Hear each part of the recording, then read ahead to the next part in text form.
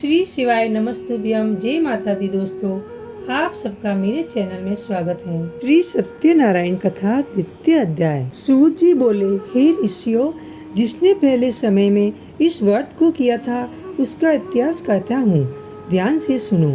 सुंदर काशीपुरी नगरी में एक अत्यंत निर्धन ब्राह्मण रहता था।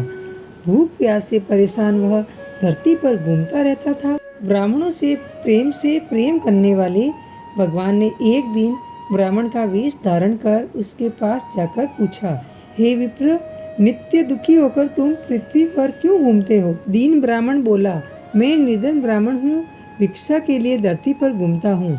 हे भगवान, यदि आप इसका कोई उपाय जानते हो तो बताइए। वृद्ध ब्राह्मण कहता है कि सत्यनारायण भगवान मनोवांछित फल देने वाले हैं, इसलिए तुम उनका पूजन करो। इसे करने से मनुष्य सभी दुखों से मुक्त हो जाता है। व्रत ब्राह्मण बनकर आए सत्यनारायण भगवान ब्राह्मण को व्रत का सारा विधान बताकर अंतर्धान हो गए। ब्राह्मण मन ही मन सोचने लगा कि जिस व्रत को व्रत ब्राह्मण करने को कह गया, मैं उसे जरूर करूँगा। यह निश्चय करने के बाद उसे रात में नींद नहीं आई। वह सवेरे उठकर सत्यनारायण भगवान के व्रत का निश्चय कर भिक्षा के लिए चला गया।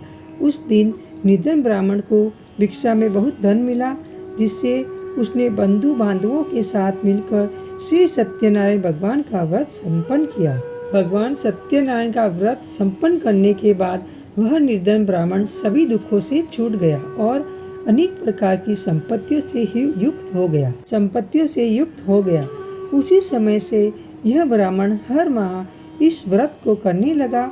इस तरह से सत्यनारायण भगवान के व्रत को जो मनुष्य करेगा वह सभी प्रकार के पापों से छूटकर मोक्ष को प्राप्त होगा।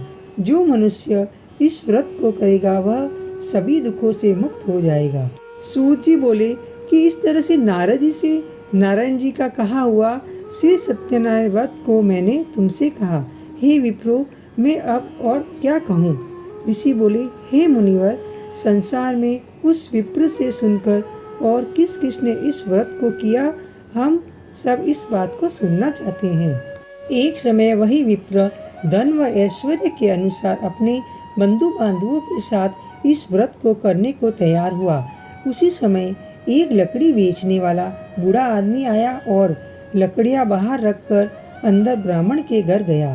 प्यास से दुखी वह लकड़हारा उनको व्रत करते देख विप्र को नमस्कार कर पूछने लगा कि आप यह क्या कर रहे हैं तथा इसे करने से क्या फल मिलेगा, कृपया मुझे भी बताएं। ब्राह्मण ने कहा कि सब मनोकामनाओं को पूर्ण करने वाला यह व्रत सत्यनारायण भगवान का व्रत है। इनकी कृपा से मेरे घर में धन धान्य आदि की वृद्धि हुई है। विप्र से सत्यनारायण व्रत के बारे में जानकर लकड़हारा बहुत प्रसन्न हुआ। चन्ना मत लेकर वह प्रसाद खाने के बाद वह अपने घर गया। लकड़हारे ने अपने मन में संकल्प किया कि आज लकड़ी बेचने से जो धन मिलेगा उसी से श्री सत्यनारायण भगवान का उत्तम व्रत करूंगा। मन में इस विचार को ले बूढ़ा आदमी सिर पर लकड़ियां रख उस नगर में बेचने गया जहां धनी लोग ज्यादा रहते थे। उस नगर में उसे अपनी लकड़ियों का दाम पहले से 4 गुना अधिक मिलता है। बूढ़ा प्रसन्नता के साथ दाम लेकर केले, शक्कर, घी, दूध, दही और गेहूं का आटा ले और सत्यनारायण भगवान के व्रत की अन्य सामग्रियां लेकर अपने घर गया। वहां उसने अपने बंधु बांधवों को बुलाकर विधि विधान से सत्यनारायण भगवान का पूजन और व्रत किया।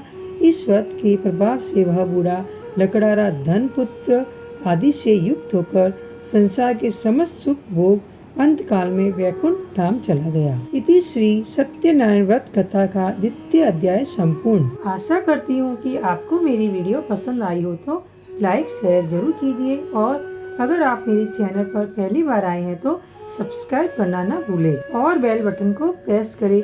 इससे क्या होगा कि मैं जो भी नई वीडियो अपलोड करूँगी उसका आपको नोटिफिकेशन मिल जाएगा। तब तक के लिए जय माता दी दोस्तों।